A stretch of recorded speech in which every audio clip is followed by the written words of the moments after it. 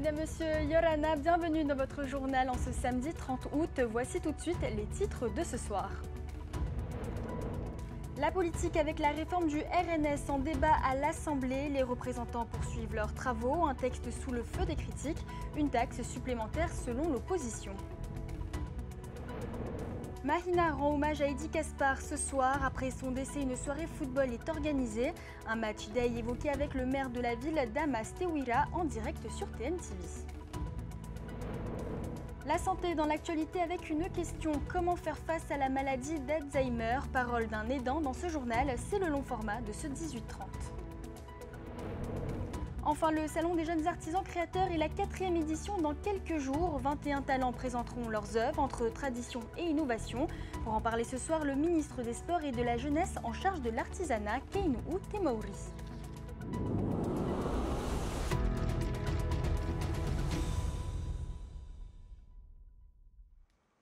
On commence donc à Tarahui avec la loi du régime des non-salariés. Le projet de loi est au cœur des débats. L'opposition dénonce un impôt déguisé. Le gouvernement défend une réforme d'équité. Une séance tendue et un vote attendu. Plus de précisions avec Heimanu Manutei et Matai Horei. Ce n'est pas une réforme que vous proposez, monsieur le ministre. C'est une dérive technocratique. Le texte a reçu un avis défavorable du CESE qui a fait réagir les patrons. Ce matin, de nouveaux débats ont animé l'Assemblée. Au cœur des échanges, le régime des non-salariés, l'opposition dénonce un texte masqué qualifié d'impôt déguisé sur le revenu. Nous le disons haut et fortement aujourd'hui, il s'agit tout simplement d'un impôt sur le revenu, mais déguisé. J'ai une petite pensée, par exemple, aujourd'hui, pour nos vendeurs de mappé, qui sont au bord de la route, pour nos vendeurs des petits marchés dans nos communes. On demande à tout le monde de payer plus d'impôts sans avoir plus de prestations. C'est quelque chose qui est anti-économique. Ça décourage finalement le fait d'entreprendre, le fait d'investir. La réforme que nous votons aujourd'hui fait exactement l'inverse de la taxe de la CPS. Selon la majorité, la réforme proposée par le pays garantit égalité et équité pour les non-salariés. Elle permettrait à chacun de cotiser à hauteur de ses revenus. Il y a eu des craintes venant de ces partenaires sociaux. Nous les avons écoutées. Mais aujourd'hui, nous devons prendre nos responsabilités et adopter une réforme qui puisse démarrer dès maintenant. Aujourd'hui, on ramène les gens à leur place, ceux qui sont salariés mais qui ont d'autres revenus, mais ils cotisent aussi au RNS. C'est ça, ce n'est pas du tout une taxe, mais juste que chacun cotise ce qu'il a. L'opposition a annoncé qu'elle votera contre ce projet de loi et propose un amendement visant à le repousser au 1er janvier 2027 afin de favoriser une acceptation plus large. La majorité, elle, s'engage à soutenir le gouvernement. À Mahina, le ballon roule ce soir en hommage à Eddy Caspar. Après son décès dans un accident de la route, un match spécial est organisé pour honorer sa mémoire. Une rencontre dont les fonds récoltés seront reversés à sa famille en signe de solidarité. Avec nous, le maire de Mahina, Damas Tewira. Bonsoir. Dans ce moment d'émotion, que représentait Eddy pour la commune? Effectivement, Eddy représentait quand même une belle personnalité. Puisqu'il a fait part un peu de son talent au niveau des deux clubs qui l'ont accueilli, donc à savoir Tefana et l'AS Vénus. Donc c'est quand même une grosse perte pour le monde footballistique de la Polynésie, puisqu'il a intégré aussi la sélection polynésienne. Donc ce soir, c'est un hommage particulier que nous rendons à Eddy Caspar et en particulier à son épouse et toute la famille de Eddy qui nous a rejoints aujourd'hui sur le stade de Mahina. Merci Damas Tewira et Matai Horei à la caméra. Ce soir, c'est donc une affiche AS Vénus et AS Tefana sur le terrain pour ce dernier hommage.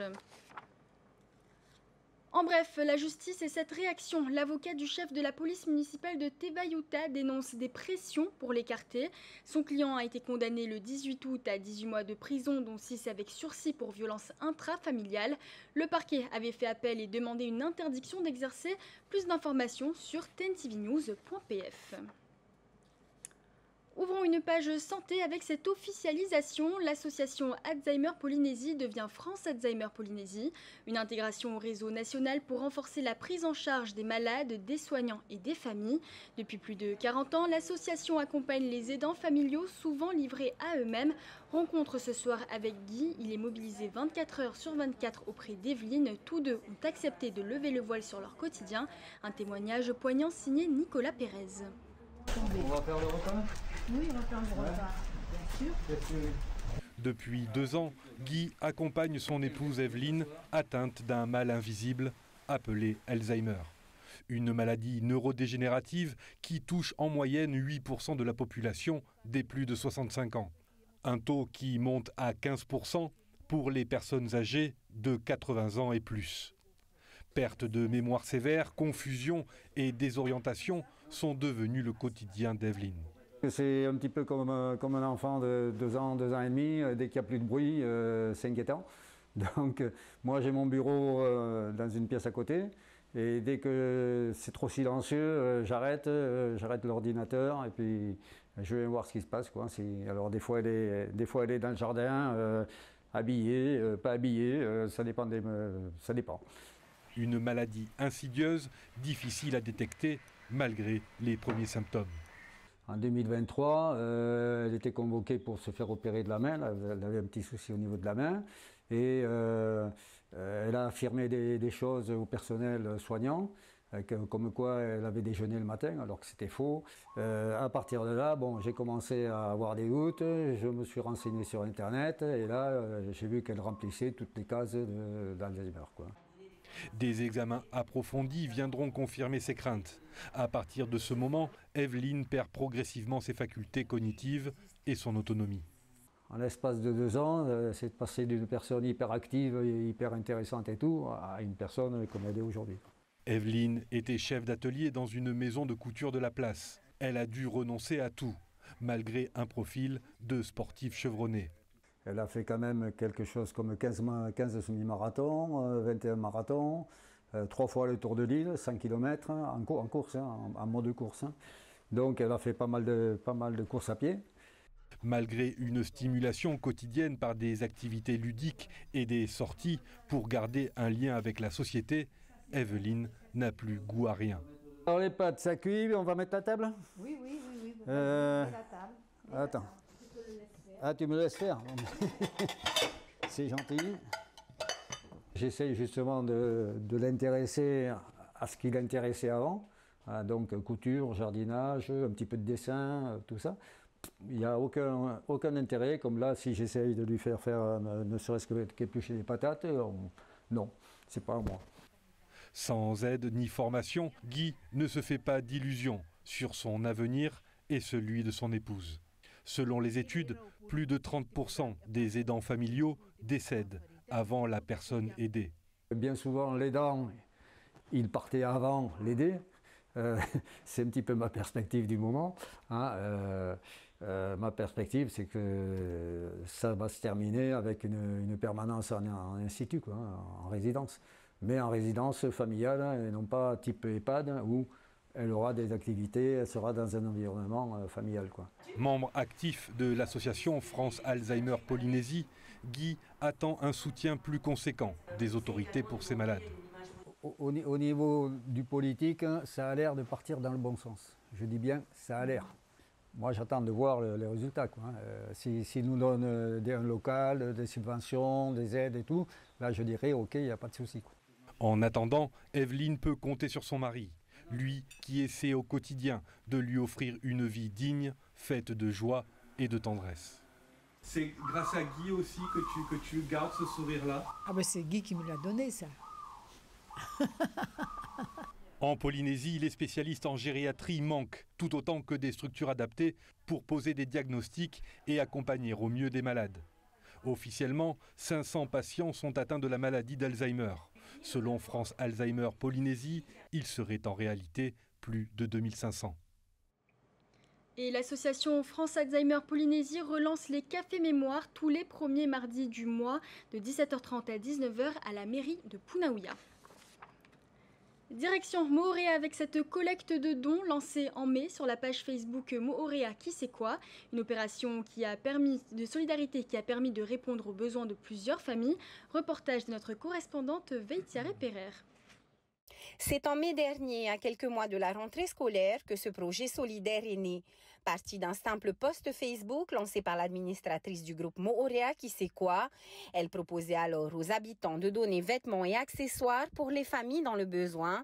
Rapidement, plusieurs dizaines de foyers ont répondu à l'appel. On est en partenariat avec le service des affaires sociales communales, que je précise, auquel elle nous a envoyé une vingtaine de familles qui ont été bien servies, ils ont été très contents. Mais il nous en reste encore des vêtements, donc on a décidé d'ouvrir ça. Ça fait 2 fois qu'on ouvre ça à toutes les familles qui sont dans le besoin sur Mooréa. 3 premières journées ont été organisées avant la rentrée scolaire. Elles ont permis d'aider les familles envoyées par le service social communal. Puis ce mercredi et ce samedi, les distributions ont été élargies à toutes les familles nécessiteuses de l'île. Ça nous dépanne beaucoup. Au moins, ils peuvent se vêtir avec tout ce qu'il y a là. Et moi aussi, hein, d'ailleurs. D'ailleurs, celle que je porte aujourd'hui, c'est celle que je suis venue chercher il y a quelques jours. Jusqu'à présent, cette initiative privée a permis à une 50aine de familles de repartir avec des vêtements. Mais au-delà de l'aide matérielle, il s'agit aussi d'un moment de rencontre et de partage. C'est la première fois que j'assiste à ça, où on donne des vêtements comme ça, gratuitement. Ben, c'est gentil. La personne qui a organisé ça, ben, je le félicite et lui dis merci beaucoup. Et voilà. Merci pour les familles comme nous, qui vivent, qui n'ont pas tout le temps les moyens d'acheter des vêtements pour les enfants et tout. Ben, c'est une bonne initiative. Et l'initiative continue. Lucie prévoit déjà une nouvelle distribution mercredi prochain pour permettre à encore plus de familles de bénéficier de cette solidarité locale. Du 3 au 6 septembre, le Hilton Tahiti accueille la 4e édition du Salon des jeunes artisans créateurs. 21 exposants présenteront tifeifei, sculpture, bijouterie et vannerie aux côtés d'invités maoris et d'artisans des archipels. On en parle avec le ministre des Sports et de la Jeunesse en charge de l'artisanat, Keinu Temauri. Bonsoir. Irana, les téléspectateurs qui nous suivent ce soir. Pour commencer, pourquoi avoir choisi comme thème pour cette 4e édition le voyage dans l'espace et dans le temps ? Alors un thème sur le voyage dans le temps et dans l'espace qui rejoint en fait une thématique un peu plus large sur la modernisation des savoir-faire traditionnels. En fait, on est en présence d'un enjeu dans le secteur, c'est comment est-ce que les jeunes peuvent se réapproprier le secteur. Donc avec ce type de salon, on essaie vraiment de mettre en valeur un maximum la jeunesse et cette nouvelle génération d'artisans qui vient avec ses nouvelles idées, avec ses nouvelles inspirations et qui se projette sur des façons de créer qui sont nouvelles. Donc, encore une fois, c'est vraiment ce qui est mis en avant. On va avoir un concours qui sera organisé pour pouvoir vraiment laisser un maximum d'espace à la créativité, tout en restant, bien sûr, dans les codes de l'artisanat traditionnel, puisque c'est important de le dire pour moi. Même si on essaie de moderniser, il faut quand même qu'on reste conforme à la culture qui nous est transmise depuis toutes ces générations. Et justement, vous parlez de ce concours. Quels sont les critères de notation ? Alors, on aura 21 exposants qui sont répartis sur 4 catégories différentes, la sculpture, la vannerie, la bijouterie traditionnelle et la nouvelle catégorie étoffe. En fait, concrètement, ils ont chacun un mois pour pouvoir réaliser une œuvre d'art originale qui sera présentée devant un jury, donc composé d'experts qui va évaluer les œuvres en fonction d'abord de la beauté, bien sûr, mais aussi en fonction de la technicité, des matières premières qui sont utilisées, de l'originalité et surtout par rapport à la conformité qu'il y a au thème. Et au-delà des prix, quel débouché espérez-vous pour les participants ? Alors, je parlais justement des 4 catégories qui sont chacune parrainées par un professionnel expert du domaine. Donc, chacun de ces parrains vient accompagner quelque part les artisans qui se présentent dans le cadre de ce concours.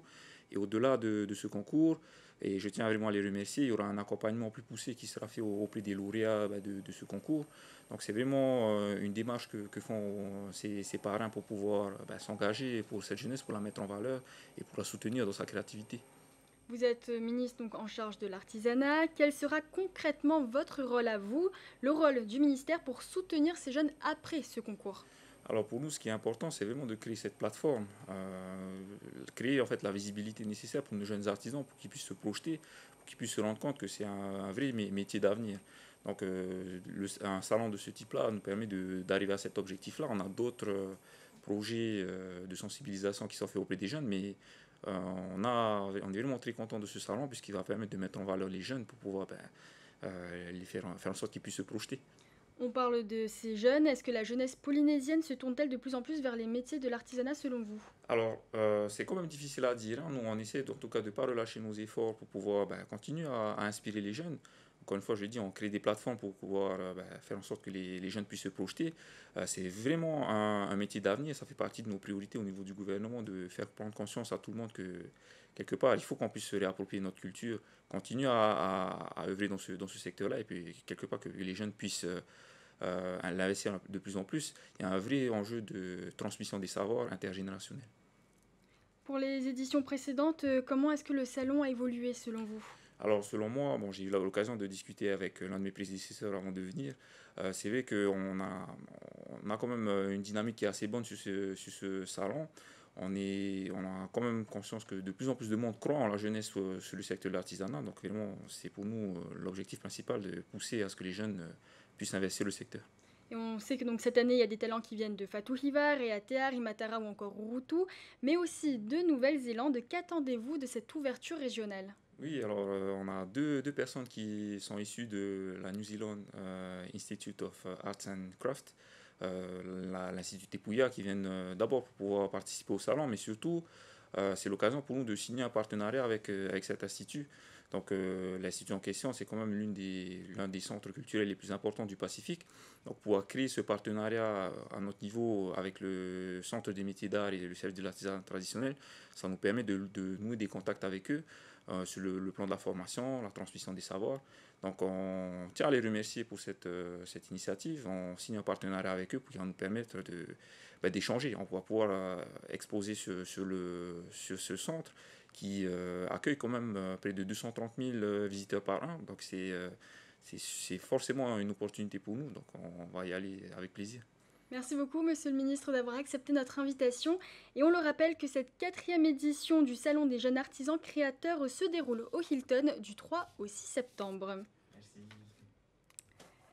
Du sport avec le coup d'envoi de la Trans-Tahitienne donné ce matin après 2 ans d'absence. Un top départ marqué par une cérémonie d'ouverture. Les athlètes se sont donné rendez-vous pour cette course emblématique. Au total, près de 40 km à parcourir entre Mateia et Papenoo. C'est la fin de ce journal, merci de l'avoir suivi. Dans un instant, votre émission Waves vous emmène au Salvador pour revivre la participation de Moana Domenech au dernier championnat du monde de longboard, puis le retour de The Voice Kids avec les premières auditions à l'aveugle de la saison. Très belle soirée et rendez-vous donc demain soir à la même heure. Retrouvez ce journal en replay sur notre site internet et notre application mobile TNTV.